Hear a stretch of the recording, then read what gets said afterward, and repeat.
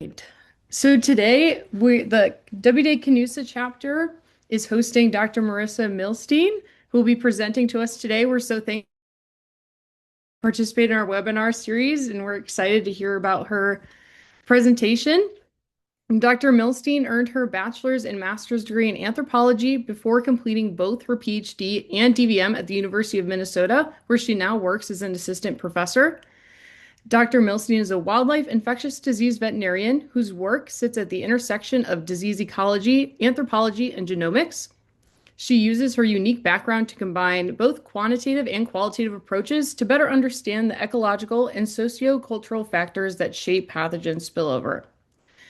She is currently a lead collaborator on the Conation Ecosystem Health Project, a partnership with the indigenous Amazonian community of Guyana. This work focuses on zoonotic disease, wild meat harvest, food security, sustainable resource use, and vector-borne disease dynamics. Thank you so much, Dr. Milstein, for taking the time to speak with us today. We're excited to learn more about your work and your project. Please take it away. Oh, well, thank you so much for that introduction. I'm going to take a moment and share my screen. So give me one moment. Oh, wait, let's do that. You would think after all these years, I would know how to share my screen on Zoom. It's all right.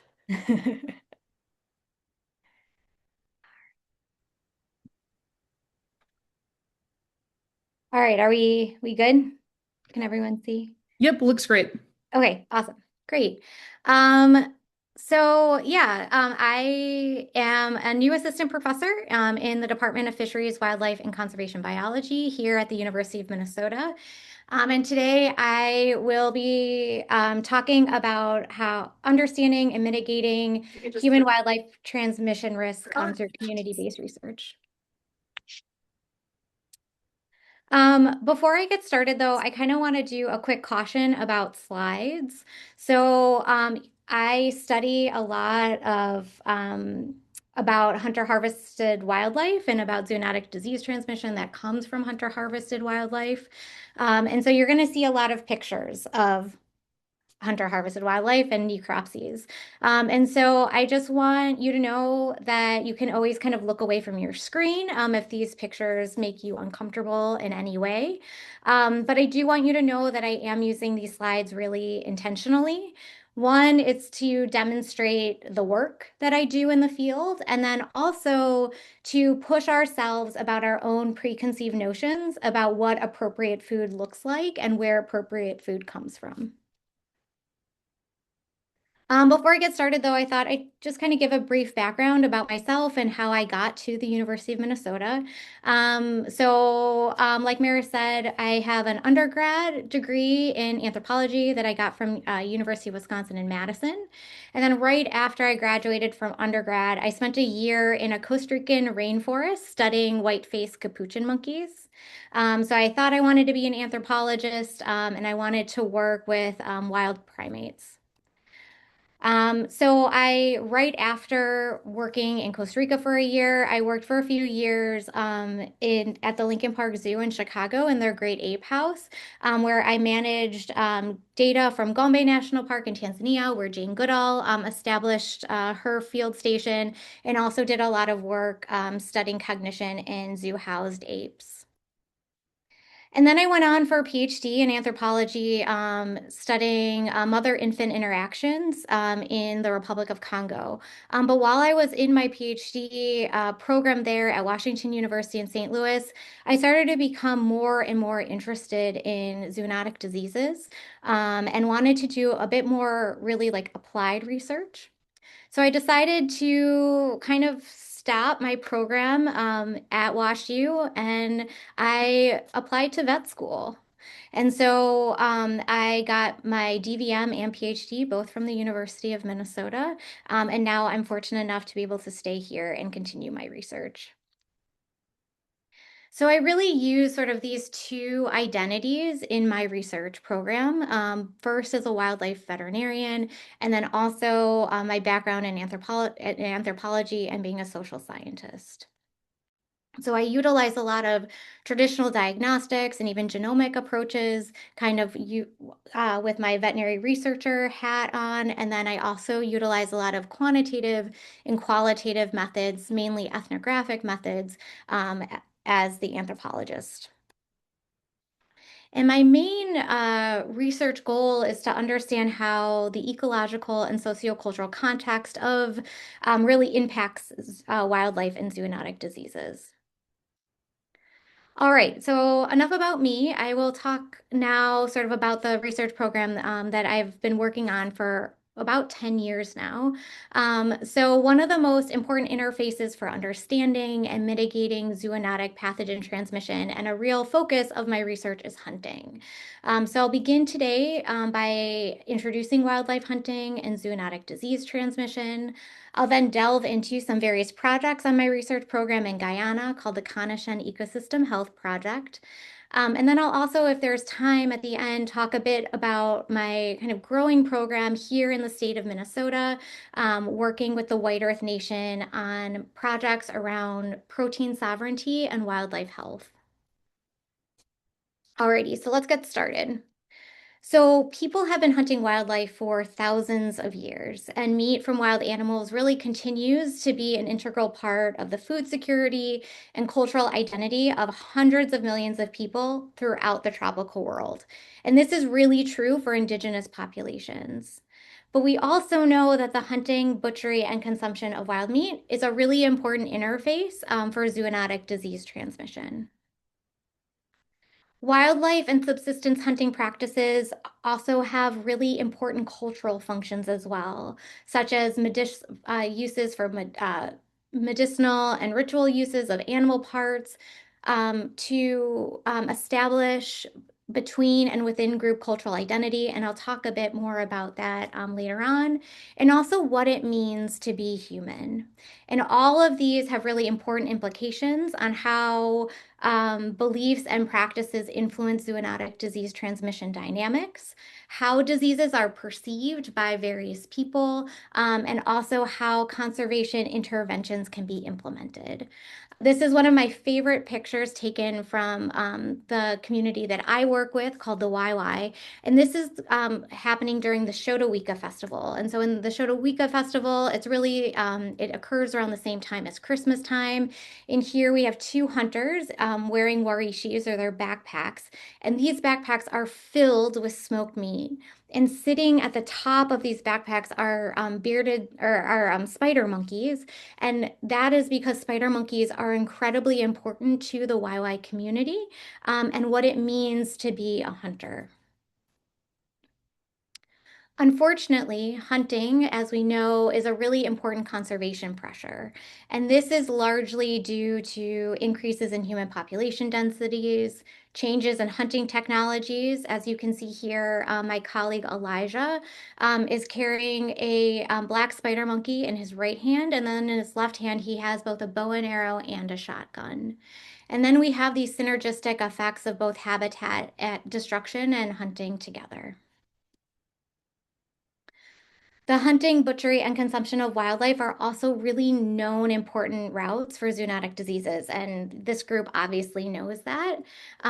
Much of zoonotic disease transmission as it relates to wild meat consumption has been described in a lot of studies, but really focused on Central and West Africa and in Asia. For example, the emergence of HIV in humans from SIV in primates are shown to originate at this interface, as well as simian foamy virus and Ebola and Marburg flea viruses.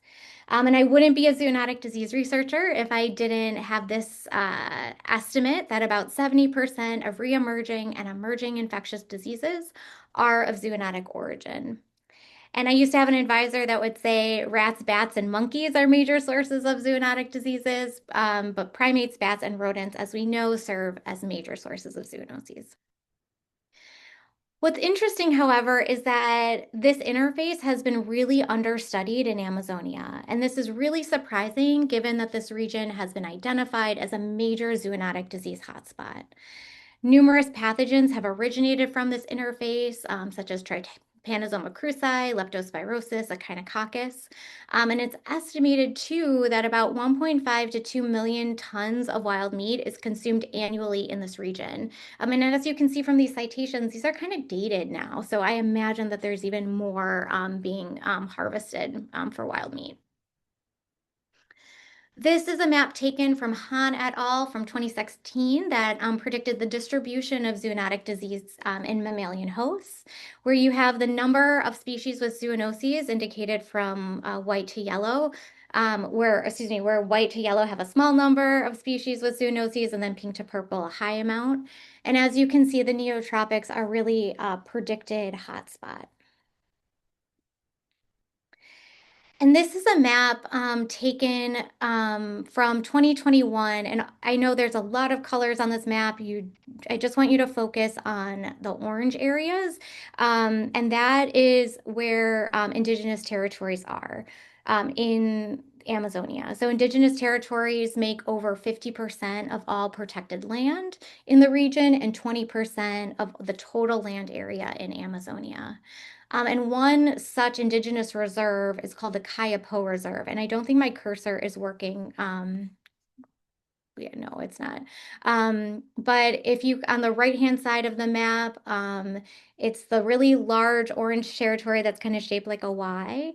And this is the Kayapo Reserve. And the Kayapo Reserve is about 11,000 square miles, or about the size of the state of Massachusetts. So I kind of want you to take a snapshot. Hopefully you found it on the map by now, of the Kayapo Reserve. And I'm going to transition to this slide. This slide, I think, really serves as a dramatic demonstration of the conservation importance of indigenous lands in Amazonia. So prior to the pandemic, which now seems like forever ago, there was a historically bad fire season in this region in 2019. And this is where the data from is taken from for this map. So all of the red dots on this map indicate locations of forest fires. And if you see the Kairapo Reserve, again, it's now highlighted, or it's outlined in blue. It's kind of the shape of a Y. And there are other intact indigenous reserves on this map, also again outlined in either blue or green. They are showing that these regions, these indigenous territories and protected areas, are areas where we have really intact rainforests. And because of that, we see less red dots within those regions. And that shows that these intact rainforests are preventing the spread of forest fires. Also, that these large intact forests are not just only effective in protecting us against forest fires, but also conserving biodiversity and other downstream ecosystem services. Indigenous reserves, where Indigenous people own and manage their land, is also becoming increasingly common in the region. These communities are highly, highly dependent on wild meat for their food security. And this also potentially puts them at the front lines of zoonotic disease risk and the surveillance of outbreaks. So partnerships between scientific and Indigenous groups is really necessary. So what's needed? First, I would argue a better characterization of zoonotic risks in the region. And then second, effective co-management programs with Indigenous communities. First, to better understand the cultural beliefs and practices that influence wildlife health. And then also to provide long-term monitoring of wildlife health. In my research, like I mentioned before, I work with the YY. The YY are an indigenous community located at the very far south of Guyana in South America. And if you don't know where Guyana is, it's okay. Many people think that it's in Africa, but it is not. It is in South America. It's located, the indigenous reserve that I work in, and I'll show you a map of it in a moment, is right at the northern border of Brazil.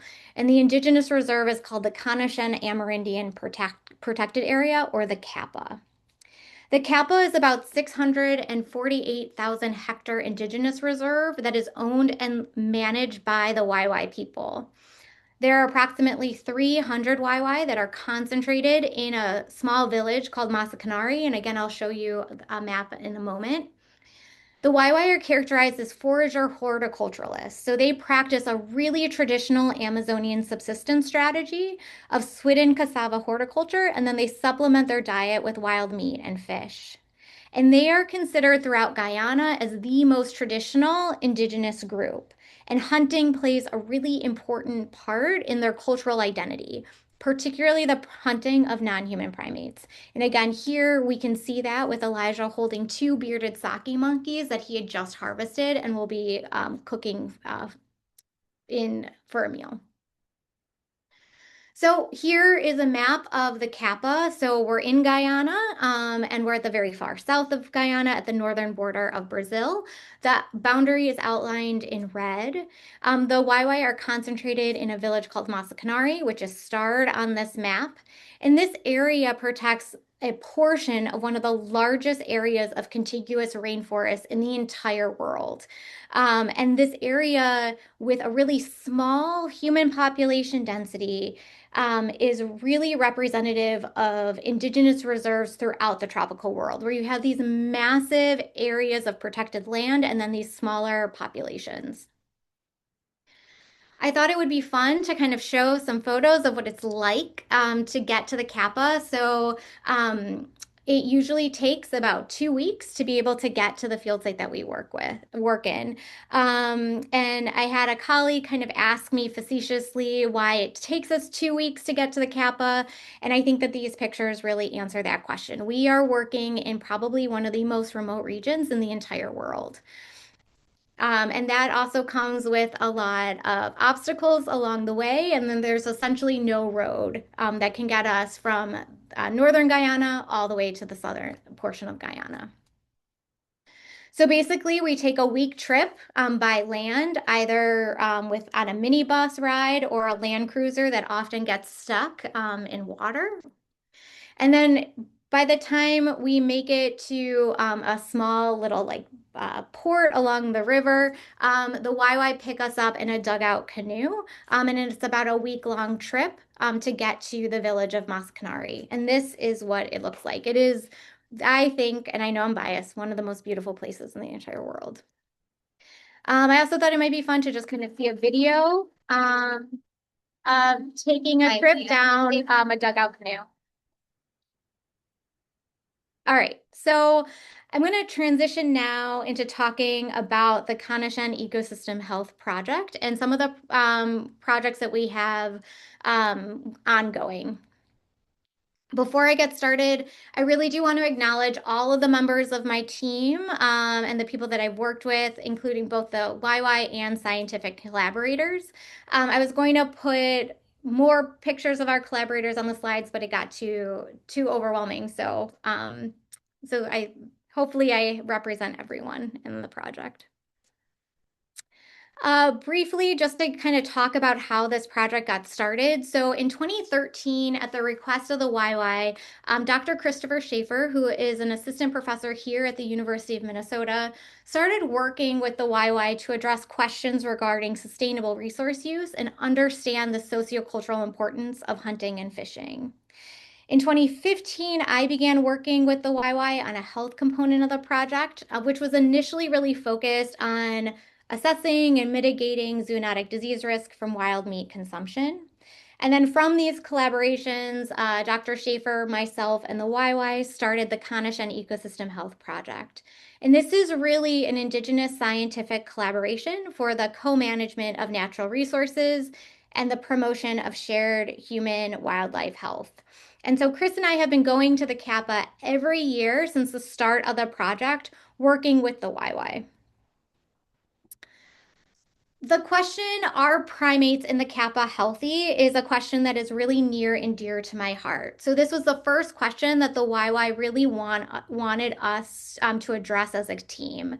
This question was a top community priority as primates are really vital to the food security, like I said, and cultural identity to the YY. And so this question really serves as a starting point for our community-based wildlife research program in the Kappa. And this program has been building since its inception in 2015. And what is really special here is that it is a true co-management program. So we sit together, the YY and our scientific partners, to develop questions that, one, address community needs and priorities, but are also important questions to the broader scientific community and the creation of new knowledge. And I think that the recognition of the needs and interests of both parties involved really demonstrates the amount of trust and really honest conversations that you need to do this type of work. And I think you can only really get there in this work if you consistently work with a community for a long period of time.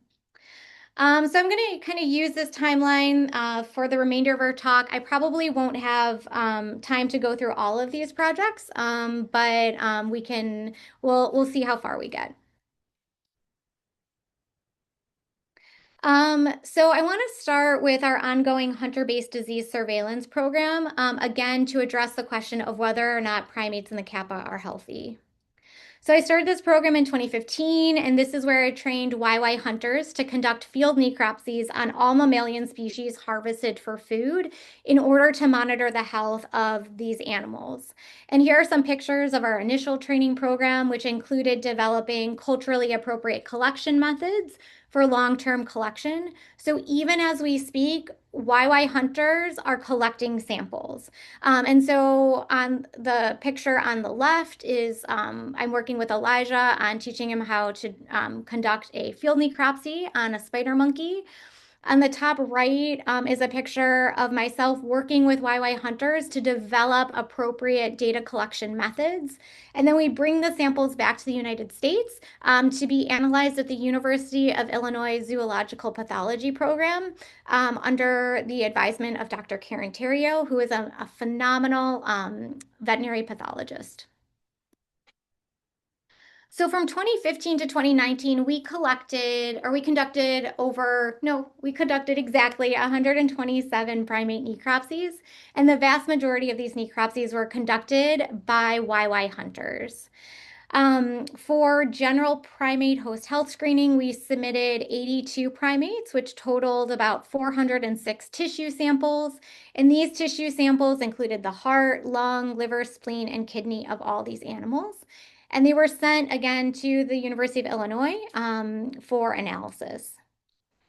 And then Dr. Karen Terrio and her team generated necropsy reports for each primate detailing morphological descriptions of each of the tissue sections, as well as a morphological diagnosis. And then we analyzed that data for disease patterns.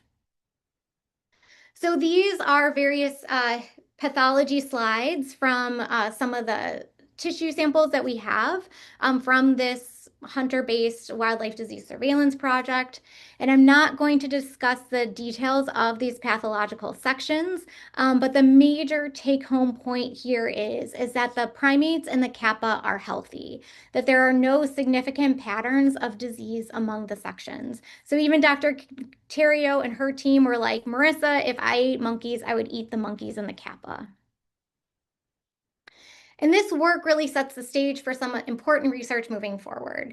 The community first is on board. So since 2017, hunters have been continuously collecting tissues on all species, not just primates, harvested for subsistence.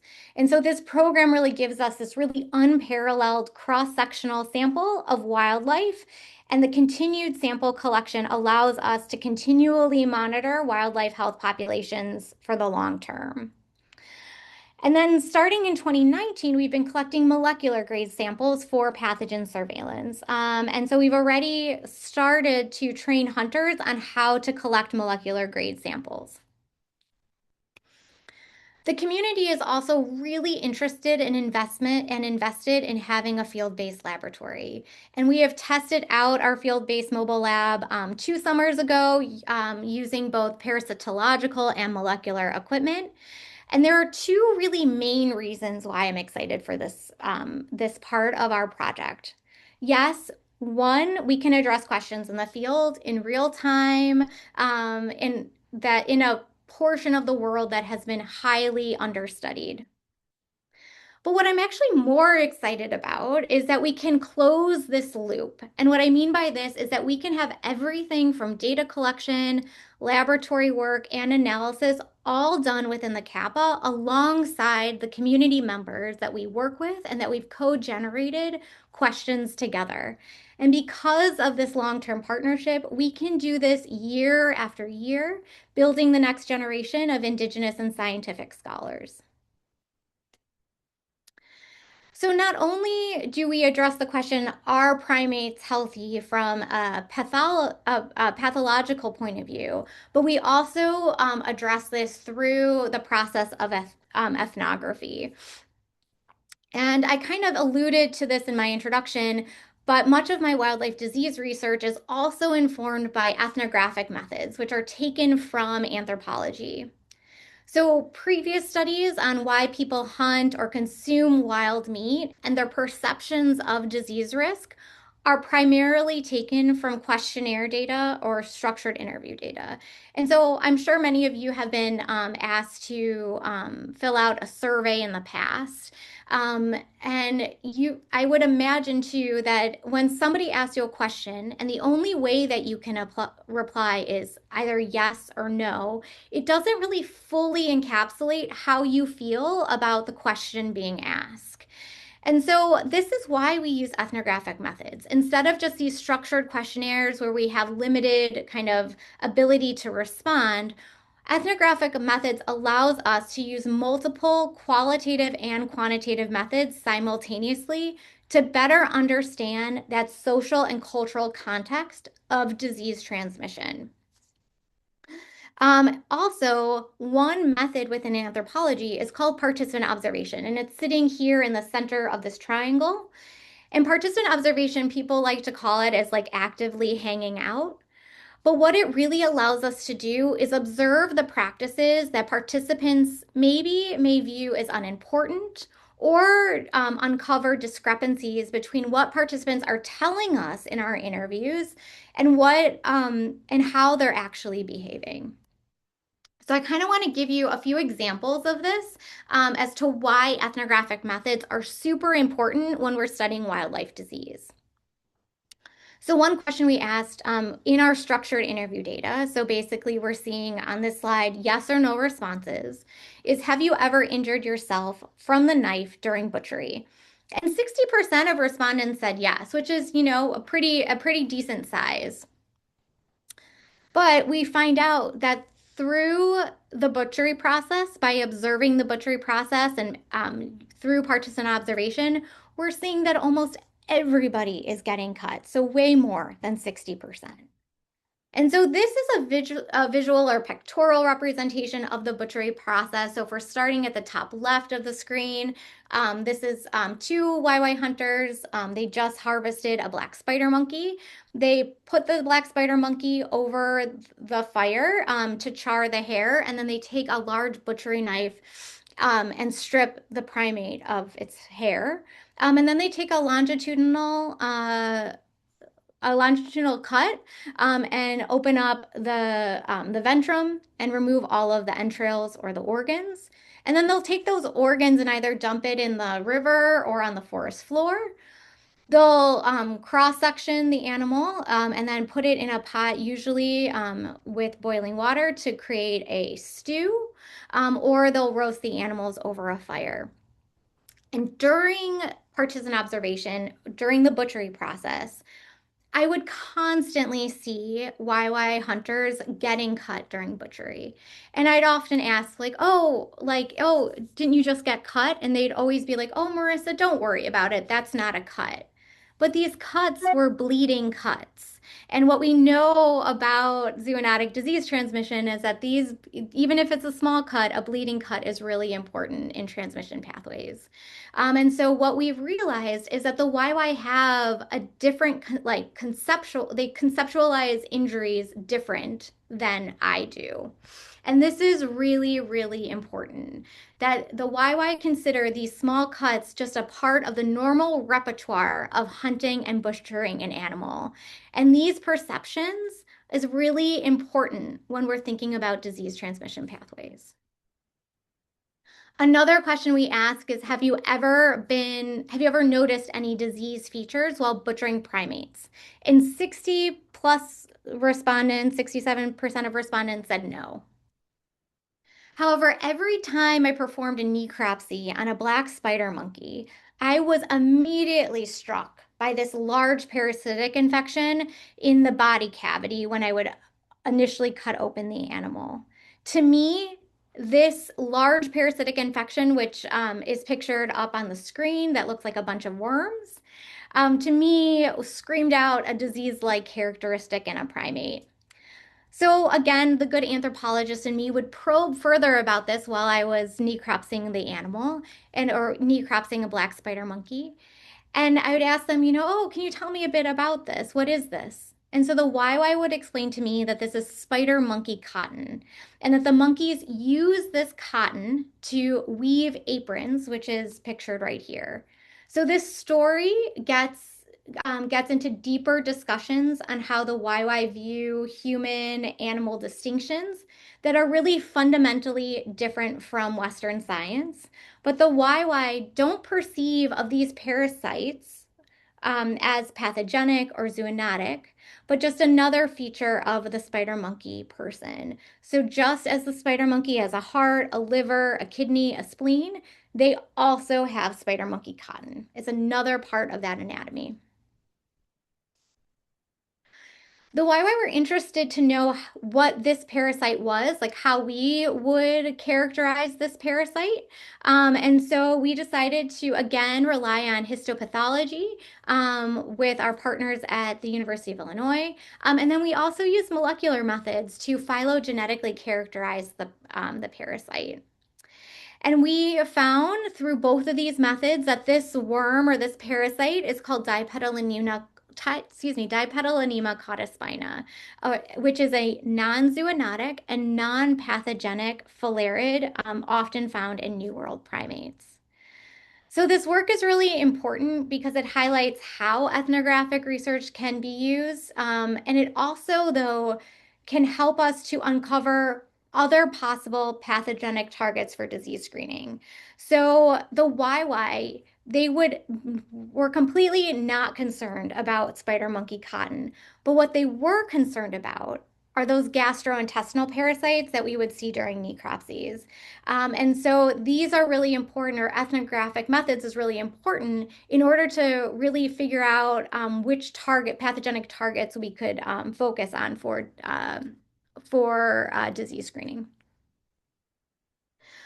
While conducting field necropsies and ethnographic data, I also noticed that no matter how the YY discarded their entrails or that the organs that they removed during butchery, that dogs were always around, would always find them and consume the organ systems. And so dogs are really at the center of this human wildlife interface in the Kappa. So we were interested in understanding how domestic dogs can serve as these intermediaries or bridges of disease transmission from wildlife to humans. So the question here was, what are the potential disease transmission pathways between wildlife, domestic dogs, and humans?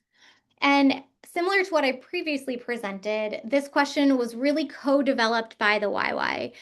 Through my ethnographic work, many community members would, talk to me about how in the old days, dogs were compared to the old days, dogs now are much skinnier than they used to be and overall just kind of less robust than the YY dogs of the past. We also know that dogs can serve as really important bridges for disease transmission between wildlife and humans.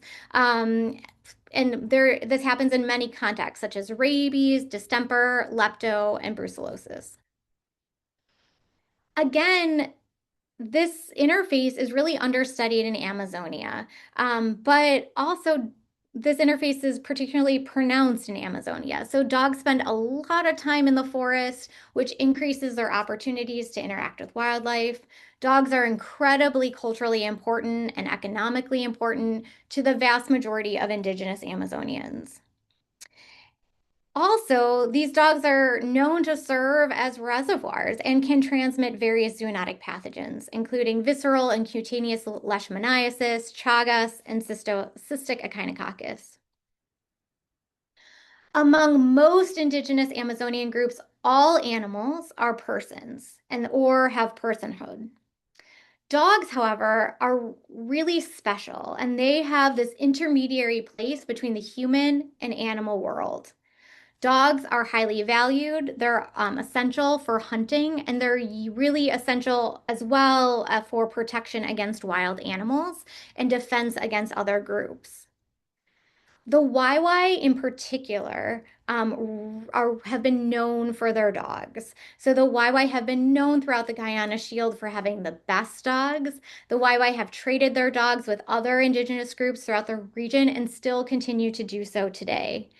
Traditionally, YY dogs have been well cared for. As you can see here, the dog in the colored photo has a feathered collar. And then in the black and white photo, you see that this young woman is breastfeeding a dog. There are many cultural practices related to dogs and hunting prowess that still remain today. So here, the YY are in the middle of butchering a tapir, and they are taking that tapir blood and covering a young hunting dog with that blood. And that is believed to make a dog a better hunter.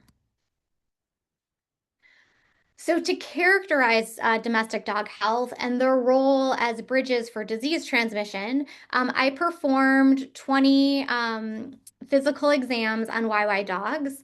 I took blood for both traditional diagnostic screening and genomic pathogen surveillance. We took feces for gastrointestinal parasitology, and then we collected also ethnographic data as well.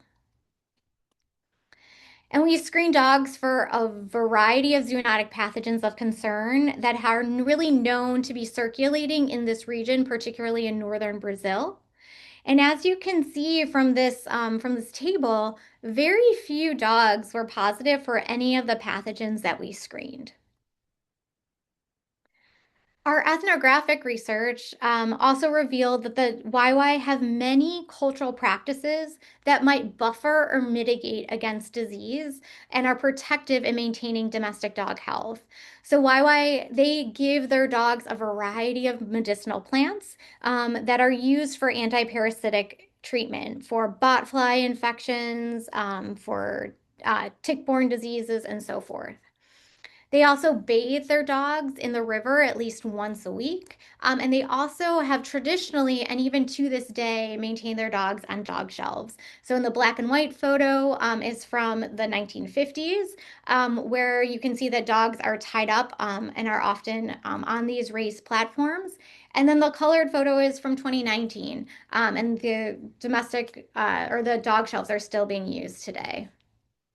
And so, what our ethnographic data is telling us when we kind of join both our quantitative data and our ethnographic data is that domestic dogs in this area in the Kappa are likely maintaining their overall health mainly because of these cultural practices. So even during ethnographic interviewing, I would often see people during those interviews kind of grab their dog and start picking off fleas and ticks from their dogs.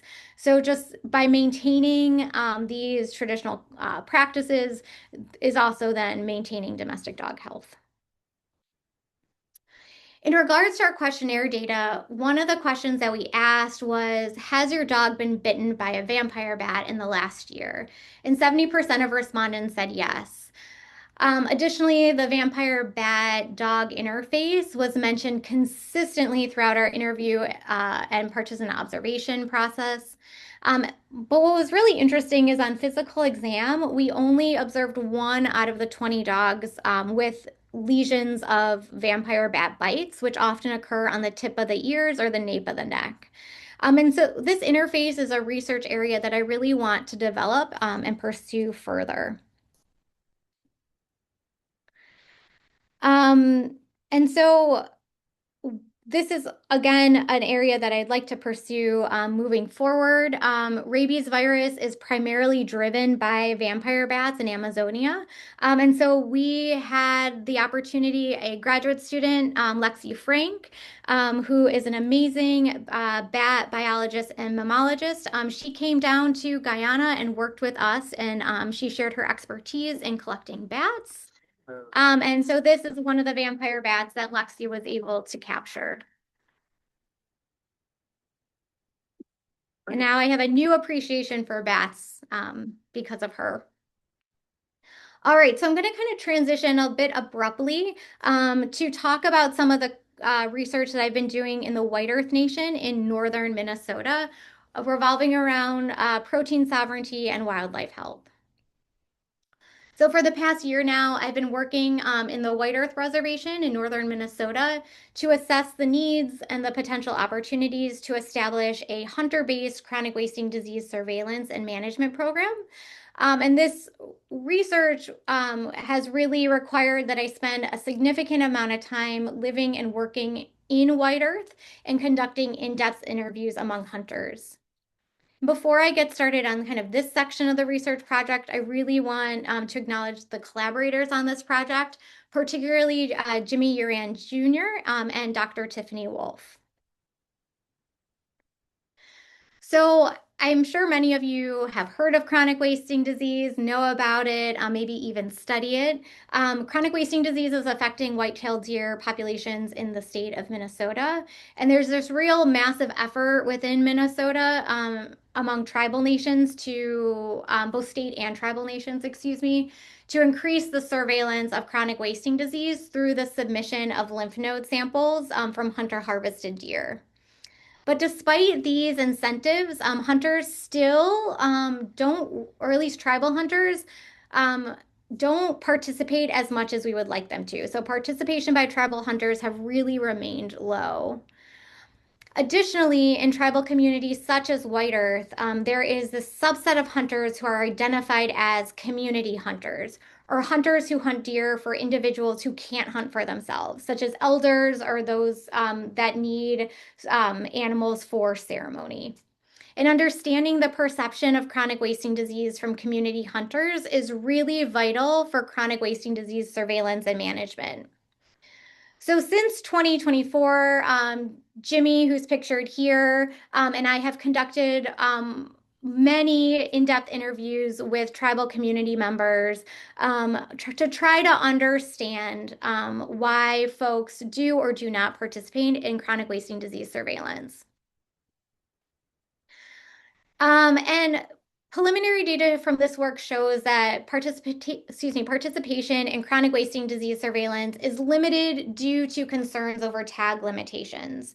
So tribal hunters only receive one tag, deer tag, per season. And although hunters do not need a deer tag when they submit their heads for testing, hunters are still concerned that if they submit more than one deer for sampling, that they'll get in trouble. So many people, and these are just a few quotes from the interviews that we've done, are really hesitant to submit more than one deer for testing because they don't want to get in trouble. So one person said, "Ain't nobody going to stop me from hunting and feeding my people." And another person said, "No one is going to tell me what I can or cannot do on my own land." And then another theme that arose from our interviews was that less people in the community really know how to butcher an animal. If they do hunt, they don't even utilize the full deer because they don't know how to butcher the full deer. So in regards to chronic wasting disease, this potentially could increase the risk of chronic wasting disease on the landscape. And so there's this real need in the community for increased education on how to appropriately butcher a deer. And then one other thing that we've been doing in addition to our in-depth interviews is that we conducted this pilot ethnographic mapping project. And so ethnographic mapping is used to understand the environment where activities take place from the participant's perspective. And so what we did is that we went to a variety of different tribal events and just had a table, had a big map of the White Earth Reservation, and we asked community hunters to put 3 pins on the map. a bluish green pin, we would ask them, okay, take this bluish green pin and place it on the map in the location where you last went hunting. Then we gave them a yellow pin and we asked them to put a place on the map where you think it would be a really good drop-off site for your deer head to be tested for chronic wasting disease. And then we would ask them to put a red pin on the map where you would think a really good disposal site would be for carcass disposal. And this was really, really helpful in first to connect people and place, to identify places where key activities take place, to understand how the meaning and value of place from the participant's perspective, and also to help recruit participants for this project. Um, Now we have completed that sort of portion of the project, and we are currently now developing social media videos and other types of tribally informed videos to increase CWD awareness, to teach people how to remove lymph nodes, and to describe butchery practices. One of the major themes from the in-depth interviews that we were doing in White Earth was, yes, CWD is a growing concern in the community, definitely. But access to venison, both culturally and for food security, is a more pressing issue. So the work that I'm really interested in doing kind of now into the future is understanding both subsistence hunting, about questions revolving around subsistence hunting, health, and food sovereignty and security. Um, and really understanding how cultural norms dictate animal populations. And what was really exciting too is that this past November we had a cultural exchange between folks that live in White Earth and a community member from the YY. So Philip Susay came from the YY, came to Minnesota and traveled up to White Earth, and we had a cultural exchange between the two communities. All right, so just a few kind of concluding thoughts here, and then I'm happy to take any questions. But first, I hope that I've hopefully convinced you a little bit that scientists must work collaboratively with Indigenous populations, that Indigenous communities are really on the front lines of disease emergence, and that long-term partnerships and consistency in working with the same community over time is really important in identifying and mitigating zoonotic disease risk. So I'd like to thank my funding and institutional support, and I am happy to take any questions, and I'll stop sharing my screen. Awesome. Thank you so much. That was such an interesting presentation. I really love the combination between your anthropology background and your research. I love that. That was so cool. It Oh, looks like we have a couple hands raised. You're welcome to unmute and ask your question if you would like. We got one over here.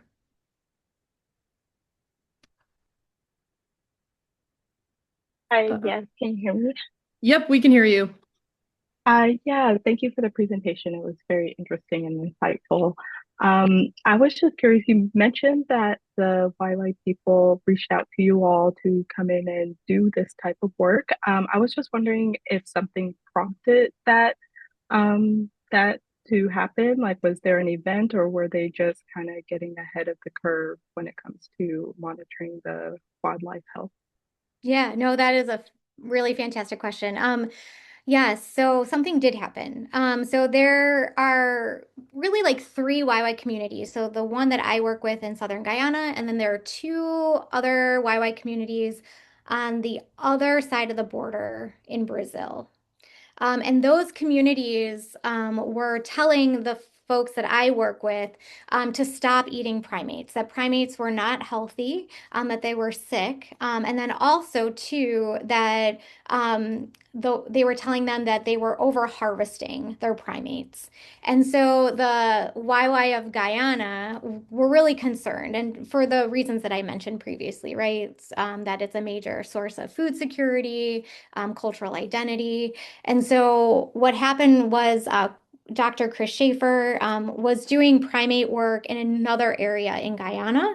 And so the YY had been working with an NGO called Conservation International for a while. And so Conservation International contacted Chris, and then Chris went down and initially started the program, and he basically was working to assess the sustainability of primate hunting. And then I joined the team to then assess primate health. So that was kind of how, like, the impetus for why this program got started. That's a great question. Yeah, thank you for that. So there's a couple questions in the chat. I can read them aloud. The first one says, if hunters are still gathering samples to be tested, how are they being stored and transferred from the field to still be valid for testing? Yeah, great question. This is something that we struggle with, right? The area that we work in is, like I said before, probably one of the most remote areas in the entire world. And so maintaining our samples from collection to laboratory research in the United States is a real challenge. Still trying to figure that out. For our pathology samples, so the ones that are associated with hunters maintain or collecting samples throughout the year, those are stored in formalin. So Hmm. formalin, as probably many of you know and have worked with, you can stick those tissue samples in formalin and they will last forever. And so that it just makes things, there's an ease to that, especially when you're working in a really low tech environment.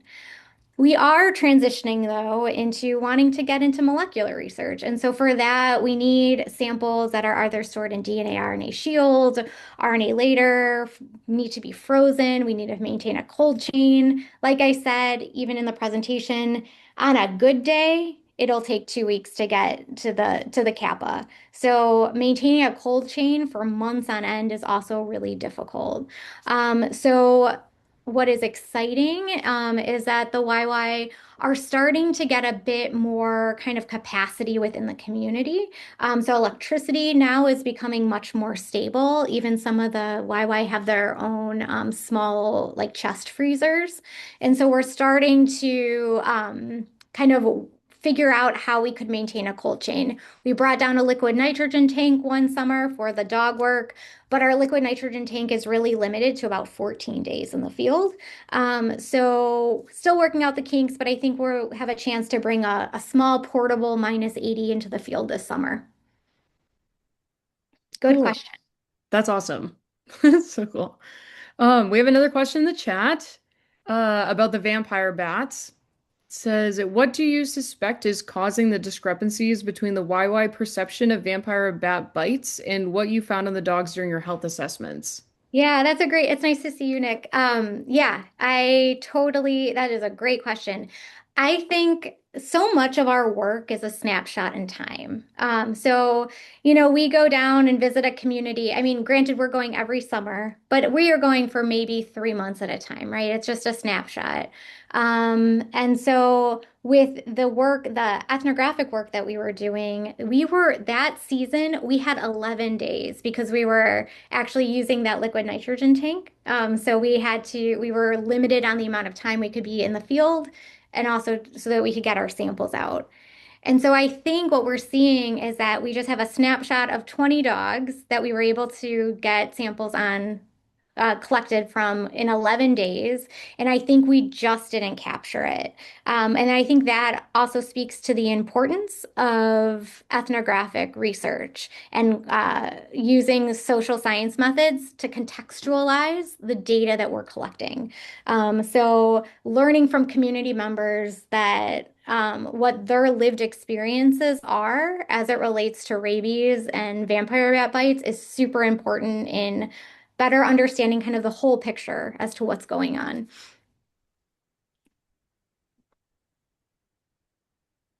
Nice. Thank you so much. I think there's another question, another hand raised. You're welcome to unmute and ask that if you'd like. Hi again. I just had another question. So, you did mention with like the White Nation group how you were having a hard time getting information from them just because of the legality surrounding hunting of deer. And I was just thinking about how still a lot of uh, stigmatized ideas around hunting wildlife, and also in some areas where it's illegal to hunt certain wildlife or illegal to hunt in certain protected areas, especially for indigenous groups who were removed from those lands. So I guess the question is, if when trying to help the people who are interested in having the help and wanting to know what their risks are for certain diseases, but unable to do the participant observation, and also knowing that there's discrepancies between the surveys and the interviews and your observations, how do you begin to kind of account for that difference that you could be seeing so Yeah. that you're not underestimating the risk to that group? Yeah, that is a fantastic, fantastic question. Um, I think knowing the history of the communities that you're working with is so vitally important. Even if you're just doing like a field season, like, and you're not even working with communities necessarily, knowing what land you're on and the people that historically lived on that land is incredibly important. Um, but if you are doing like the the situation in White Earth and the situation with the YY in terms of colonizers is really different and a really interesting story to tell, which I don't have a time for just yet. But one of the ways in which we could build community trust with White Earth was by working with a tribal member that was really highly regarded in the community. So James or Jimmy Uran Jr., who was pictured on a few of those slides, that was the person. So Jimmy is 21 years old. Probably many of you are in that age group, but to me that seems really young. But Jimmy has such an immense amount of cultural knowledge that throughout the community, he is considered to be a young elder and have elder status. So he's super highly regarded in the community. And so Jimmy and I worked together and did our interviews. And without Jimmy's presence there, I would not have gotten the data that I collected for this project. So expecting, without any community connections, without like a trusted member within the community, doing ethnographic research, sending out questionnaire data, stuff like that, I think you do really have to be skeptical of the type of data that you're getting. I hope I answered your question, but it's a really good one that we continue to navigate all the time. Yes, thank you. Thank you so much. That was a really good answer. I know even in Illinois, we have a hard time getting participation with hunters for CWD a lot. There's just a communication barrier sometimes. So Yep, and there's a growing distrust too in indigenous communities here in Minnesota, and rightfully so. There's a lot of skepticism working with outsiders, working with the University of Minnesota. The University of Minnesota does not have a good reputation, or historically it had not had a good reputation working with tribal communities. And so that skepticism and not wanting to share data, like knowing where that comes from is really important if you want to start kind of like breaking down those barriers. I really enjoyed your presentation. Um, as you, I'm speaking of the YY community. Have you considered serological and molecular methods to screen their blood for potential exposure? Yes, so I would love to do that. That requires a whole slew of permits through the government of Guyana that we are kind of like not there yet in the project to do. Especially, I am not a medical doctor, and Mm. so It would require some extra kind of support and personnel. But yes, that is 100% something that we would like to do. The YY have given their own biological samples before to outside researchers. Um, I want to tread carefully also on that as well. Again, given like the historical legacy of indigenous populations, giving biological samples and not getting anything in return from that. So yes, it's something I definitely want to do, but we're slowly and cautiously going in that direction. Hmm, totally understandable. Awesome. We're just at 5 o'clock now. If there are any last questions, um, otherwise, thank you so much for taking the time to speak Of with course, us thanks for today. having me. This was Feel free to wonderful. email me if you guys have any questions. Great. Thank you again. Thank you so much. Thank you to everyone for coming today and have a good rest of your night, okay? Thank you.